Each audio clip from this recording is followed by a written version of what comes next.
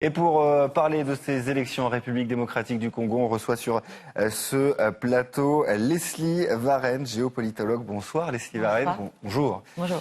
Merci de répondre à nos questions sur RT France. Alors on l'a dit, les bureaux de vote ont ouvert déjà depuis plusieurs heures. Beaucoup de retard, notamment dû à cette machine à voter, des listes électorales manquantes. Est-ce qu'on pouvait s'attendre à un tel chaos ? Oui. C'était clair que cette élection était foutue d'avance, si je peux me permettre de le dire ainsi. On savait déjà depuis 3 jours qu'il y avait 60% du matériel seulement qui était arrivé, et encore, on savait pas, les machines à voter n'avaient pas été testées. Là, mais quand même, l'ampleur de ce qui se passe aujourd'hui dépasse l'entendement, et je pense qu'on se moque des Congolais là. Vraiment, on est en train de se moquer des Congolais. Parce que j'ai essayé depuis ce matin, 6 heures, je suis sur mes écrans, sur mon portable, etc., pour regarder un peu ce qui se passe. J'essaye de faire la recension de tout ce qui se passe dans le pays. C'est impossible à faire tellement il y a d'incidents, voire d'accidents.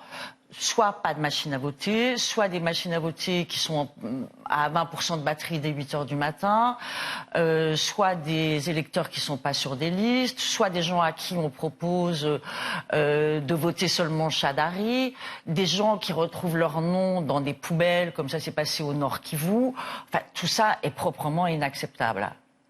Et je pense que cette élection n'aurait pas dû avoir lieu. Je suis pas loin de penser que les opposants n'auraient pas dû accepter d'aller à cette élection qui était d'entrée, d'avance, ni crédible ni transparente.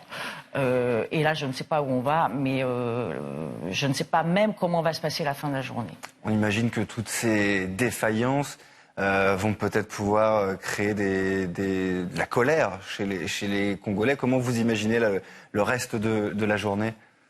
Écoutez, c'est vraiment, je veux dire que on peut pas regarder ça tout à fait calmement quand même. C'est très triste. C'est la première fois depuis leur indépendance que les Congolais auraient pu choisir leur président. Il y a eu 2 élections, 2006, 2011. C'était pas des élections crédibles, c'était aussi des élections trichées. Les Congolais n'ont jamais choisi leur président. Cette fois, c'était possible. Peut-être, enfin, on aurait pu. Et on voit que c'est encore pas possible. C'est extrêmement triste de voir que il y a 80 millions de personnes. C'est un grand pays, c'est un pays riche, 80 millions de personnes qui sont prises en otage pour diverses raisons qui sont à la fois nationales, internationales, stratégiques et tout ce que vous voulez. Et c'est incompréhensible. Les Congolais, on le disait tout à l'heure, attendent depuis déjà 2 ans cette élection. Et en cas de victoire d'Emmanuel Ramazani Shadari, certains parleraient de fraude. Est-ce que vous comprenez ça, ce sentiment ?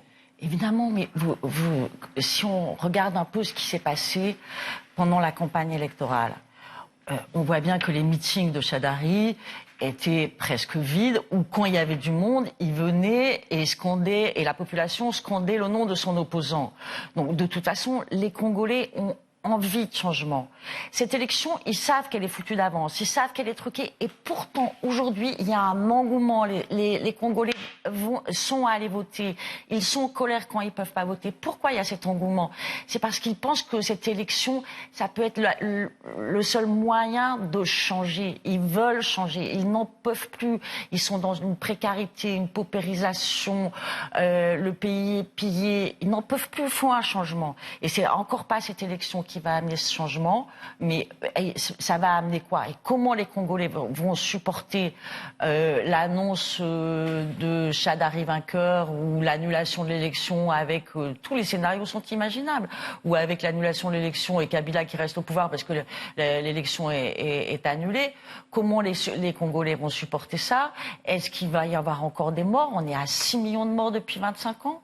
Mais moi, ce que je me demande, c'est où sont tous ceux qui donnent des leçons de droits de l'homme là ? Qui regarde ce qui est en train de se passer en RDC aujourd'hui ? Où est la communauté internationale ? Où sont les organismes régionaux ? Qui regarde ce qui est en train de se passer aujourd'hui ?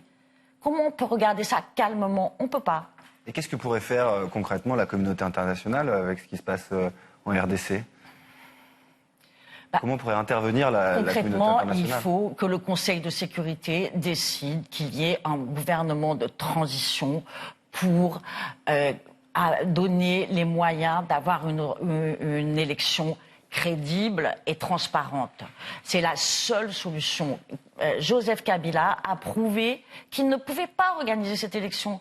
Corneille Nangaa, le président de la CENI, a prouvé qu'il était incapable d'organiser cette élection. Ça fait 3 ans que cette élection est préparée et vous regardez ce qui se passe aujourd'hui dans tous les endroits du Congo. C'est pas possible. Donc là, Joseph Kabila ne peut plus continuer comme ça. Les élections ne peuvent pas avoir lieu de cette manière-là. Je rappelle aussi, parce que ça, il faut pas oublier, que la semaine dernière, la CENI a privé de vote 3 villes, Béni, Boutombo et Yumbi. Ces élections auront lieu au mois de mars prochain. Oui, mais au mois de mars prochain, les élections... Les résultats sont le 6, en janvier. Voilà, ils ne voteront que pour les législatives et les provinciales, ils ne voteront pas pour les présidentielles. Est-ce que le Congo est en dehors de tous les pays de la communauté internationale? Est-ce que le Congo est sur la planète Mars? Ou est-ce qu'il fait partie des Nations Unies? Enfin, qu'est-ce que c'est que cette histoire? C'est pas normal qu'1,2 million de personnes ne puissent pas aller voter. Enfin, je me demande pourquoi personne ne réagit. Merci beaucoup Leslie Varenne d'avoir répondu à nos questions. Je rappelle que vous êtes géopolitologue. Merci beaucoup. Merci.